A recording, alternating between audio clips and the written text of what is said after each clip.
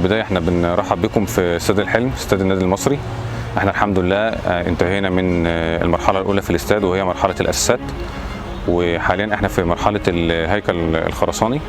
المرحله دي مرحله مهمه جدا في الاستاد وهي بتاخد وقت شويه، لكن هي دي اللي بيظهر فيها بقى الشكل العام للاستاد من مدرجات ومنشات رياضيه. احنا اتكلمنا في انترفيوهات سابقه عن بروجرس الاعمال الانشائيه للمدرجات، وهي الحمد لله تسير بصوره جيده طبقا للبرنامج الزمني. وانما النهارده انا احب اتكلم عن حاجه تهم الراي العام البورسعيدي بصفه عامه وجماهير النادي المصري ومجلس اداره واللاعبين بصفه خاصه، وهو المسطح الاخضر. احب اوضح ان المسطح الاخضر هنا هيكون بنظام الهايبرد، وهو نظام مزيج من النجيل الطبيعي والنجيل الصناعي، وهو متبع في احدث الاستادات العالميه في اوروبا، وشفناه مؤخرا في استادات قطر في كاس العالم.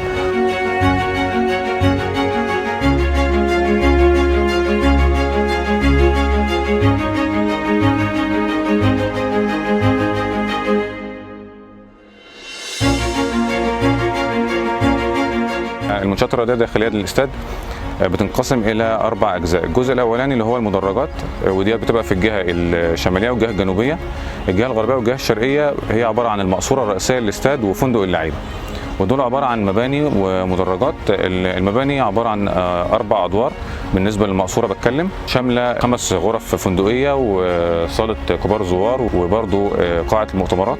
بالنسبه لفندق اللعيبه هو عباره عن فندق مكون من 24 غرفه فندقيه مشطبه على اعلى مستوى من التشطيب.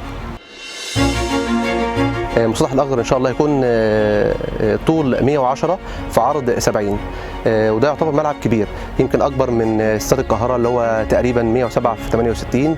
فده يعتبر ملعب كبير يقدر يستضيف المحافل الدوليه والمحافل الافريقيه واكيد المحافل المحليه. نظام الري في الملعب هيكون على احدث انظمه في العالم، هو هيكون ان شاء الله عباره عن 4 برامج تحكم ب8 مواعيد ري، تصل مده تشغيل المحطه الواحده حوالي 12 ساعه. هيكون من انتاج امريكي او اوروبي. في نظام هيتعمل ان شاء الله في الاستاد، وهو يعتبر من الانظمه الحديثه، هو نظام الترجمه الفوري. ده هيكون متاح في قاعه المؤتمرات الصحفيه والمقصوره الرئيسيه. الشركه عندنا شركه وادي النيل المقاولات بقياده المهندس هاني ضاحي رئيس مجلس الاداره، ما بتدخرش اي جهد في ان هي تذلل كل العقبات اللي بتقابلنا في الموقع. واحنا حاليا الحمد لله المعدلات اللي احنا شغالين بيها هي معدلات تفوق البرنامج الزمني اللي احنا مقدمينه للوزاره، وبنوعد الجماهير ان شاء الله باذن الله ان في اقرب وقت ممكن هيكون الصرح دوت ظاهر للجماهير، وتبقى حاجه مشرفه تفتخر بيها جماهير النادي المصري ومحافظه بورسعيد.